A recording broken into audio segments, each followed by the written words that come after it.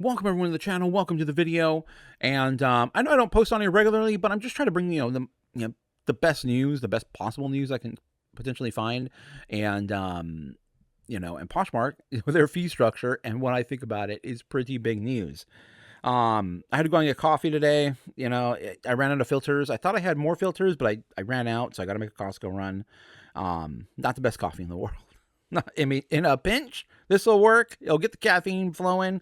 But, yeah. Black coffee, too, by the way. I like that bitterness. I'm not so much of a sweet fan. I'm more of the bitterness, more salty. I'm leaning more towards that side of things. Okay. Poshmark is going back to 20%. First, like the video, hit the thumbs up. Hit the thumbs up, subscribe, comment down below. Let me know what you guys think on the topic. But Poshmark is going back to 20% fees. They're dumping this complex fee structure that they had come up with, which obviously probably took some time and effort for them to come up with and implement. And to quickly scrap it says a lot. What did it say? Their sales were down significantly. They saw an immediate drop in sales. Now, there was a lot of chatter, a lot on social media going on about how people did not like the new fee structure. I'm pretty sure they had their ear to the ground. They did hear that, but that's not the reason why they made this change. They made the change because they saw a dip in sales. Now, Poshmark is pretty much confined to the North America, United States and Canada. Let's just face it, it's the United States that is pretty much keeping them afloat right now. They cannot afford to shoot and miss. So they had to make changes and then make changes quick. You're also thinking of the other platform, Mercari. Mercari hasn't made any changes. What's going on with Mercari? Well, Mercari can't afford to shoot and miss because Mercari is based out of Japan. That's where they started. They're still a significant online platform in Japan. So they can afford to lose here in the United States to a point. I mean, they're not going to, lose forever, but to a point they can afford to lose to gain market share. However, I don't see market share really coming in there, they're making it very, very attractive to sellers. However, buyers are what really drive the platform. Buyers are what gave Amazon, or made Amazon what it is. Buyers make Walmart what it is, Target what it is. And for the sake of this video, for the second part of this video here, we're going to leave Amazon and Walmart kind of out of this. They are. Those two are behemoths, and we're focused primarily, on the major reselling platforms here and where I think they're going now. So Poshmark is pretty much dead in the water at this point. I don't see them really growing anymore, unless they make some drastic changes. They should have been making changes. They should have been implementing other changes during, the pandemic. And now where we're at this point in time. But they're not. They're sticking to their guns. They're sticking to their platform, which is very easy to start, but it's very, it's complex. You gotta have all these other, little applications to share your closets. You gotta do these weird love letter things. It's not something that somebody at their home is going to be like, I want to just resell a phone I got. Where am I going to put it? Am I going to put it on Poshmark? No. Poshmark, I believe, tried to remain relatively niche in fashion. But that's a tough category. That's a tough category to remain niched in online. There are very successful niche selling platforms that people don't really know about that you can go sell on as well too, but it's super niche down. We'll discuss that in a moment too. Whatnot. We don't know what Whatnot is looking like on the inside. They're not a publicly traded company, but they're racing to an IPO or an initial public offering, at which point we will get information on their business and how they're operating, how much money they're making. Basically, are they making money or not making money? We just don't know that. But based on inside information, it doesn't look very, very good for Whatnot at this point. However, if you're only getting your information from YouTube, from influencers, you're gonna hear that Whatnot is the greatest in the world. You're gonna hear that Whatnot is, taking it to the moon, but it's not in the grand scheme. In the grand scheme, the you know influencers are a very small portion of the overall consumer base, user base, um, and Whatnot needs to grow beyond that. Yes, they race to prominence, they race to the size they are on the backs of influencers. Now they got to go beyond that, and then you see them adding different things like buy it nows, basically becoming what eBay is, doing those like silent auctions where you don't have to be live for an auction, just like eBay. So they're trying to adjust, and they have about 2 or 3 more years, probably about more like 2 years until IPO, and they need to get those up and off the ground and running, before that occurs, and they may delay their IPO if it's not viable, if it's not showing. They may just go IPO anyway, and so that everyone can make their money and then bail out of there. We will see. That will come in the future. But based on inside information, Whatnot is not doing as well as you may be led to believe. It's still a great platform to resell. Don't get me wrong. Whatnot is still a great platform for you to make money on. It's just a different way of thinking. Their buy it nows is okay. It's not that great right now. You can still make sales on there. Their silent auctions are doing okay. You can still make sales on there. They're primarily a live selling QVC style auction website.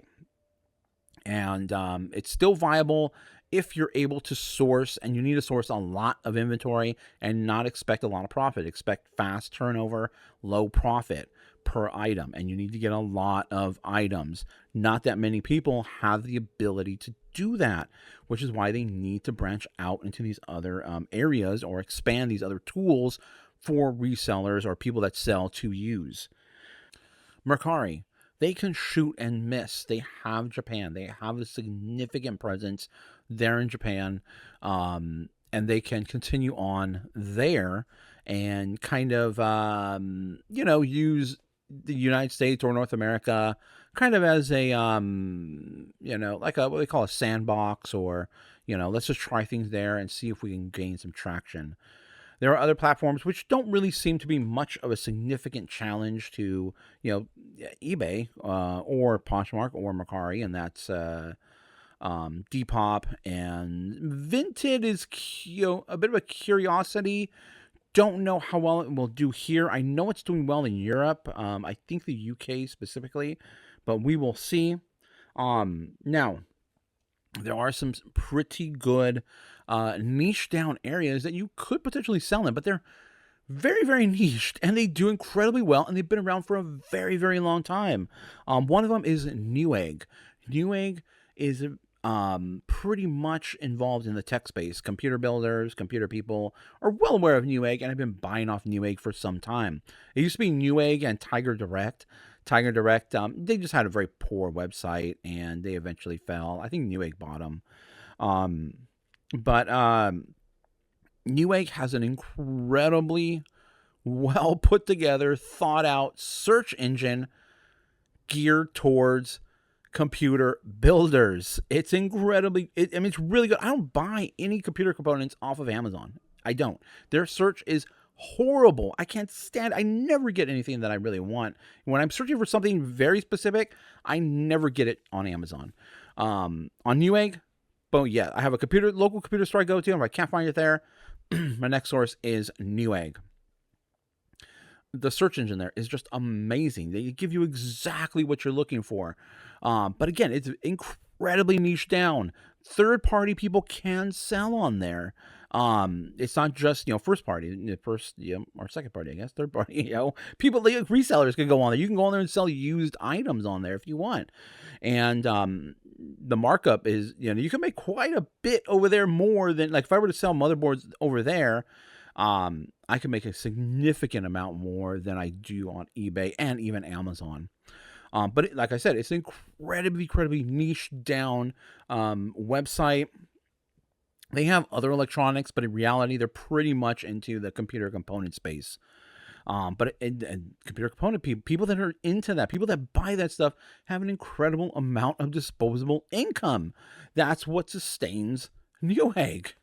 A lot of businesses buy from Newegg. They go on there to buy on Newegg. They like platforms that, motherboards or CPUs that are no longer being made. You can go find them on Newegg. That's why there's such a markup on there, because some companies, some places, they need that old hardware still, and the only way they're going to get it is, pretty much online, finding it, and they're going to pay a significant markup on places like a Newegg. Another one that is incredibly successful is Bricklink. Bricklink is incredibly niche down to just Legos. You can only sell Legos on there. You could go out and sell Legos on there. It's an incredible website. I mean, again, another incredible search engine, but it's geared towards Legos.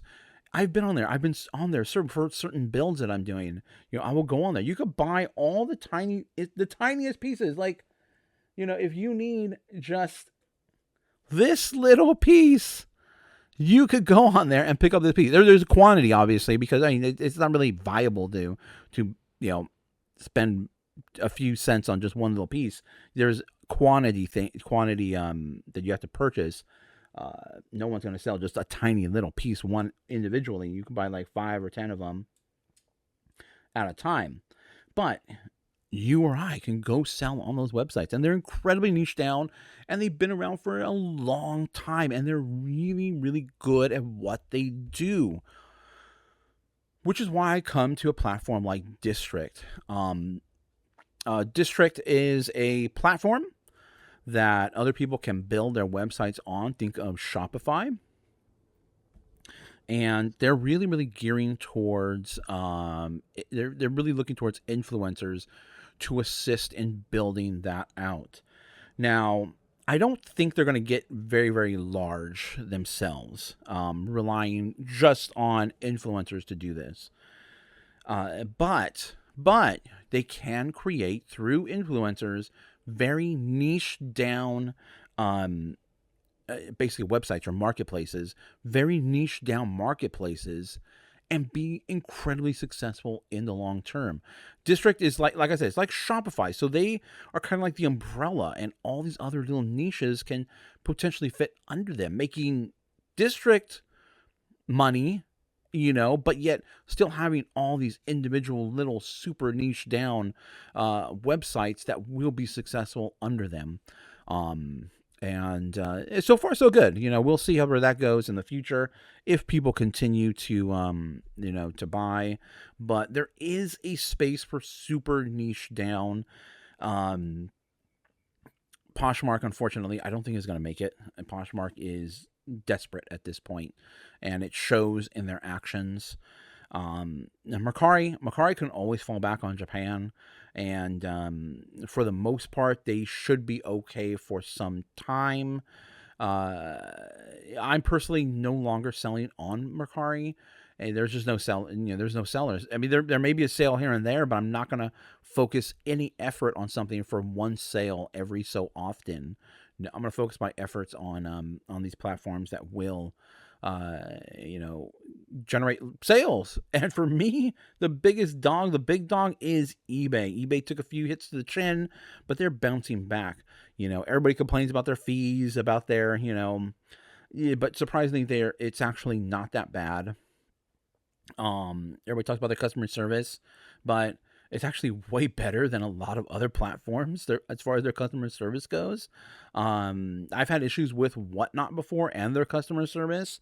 My mom is blocked on Whatnot. She cannot buy on Whatnot, and she was buying like crazy. Then all of a sudden, they just blocked her, and she's been trying to get unblocked, and she can't. She's been blocked for a year. She's went back to try to get back on, and she can't get back on. So she's turning to District because she likes, she's a big YouTube watcher. So And getting through to whatnot is it's not as easy as people think and all that. I mean, it's great for sellers, but as far as buyers, it's not that great of a platform when it comes to customer service. eBay is still, as a buyer and as a seller, their customer service is fairly good. You might not get the answer you want, you know, and I know there's issues with feedback that people are having, but you know, look on Amazon. The feedback on Amazon is wild. Did that stop me from buying on Amazon? I still buy on Amazon. There are still things that I purchase on Amazon because it's a good deal on Amazon. So, you know, I do try to buy on, you know, the platform that I sell on eBay, and I buy a lot of my collector stuff there. A lot of, and speaking of search engine, eBay search engine is way better when it when it comes to giving you what you want than Amazon. I think a lot of people just don't know how to use the search tools, and we'll definitely do a little deeper dive into that. There's one very specific little checkbox that you should be marking if you are within the United States and searching for items and or copying items, whatever you're doing. But we'll go into that a little deeper in another video. Thank you guys for watching. Let me know what you guys think in the comments down below.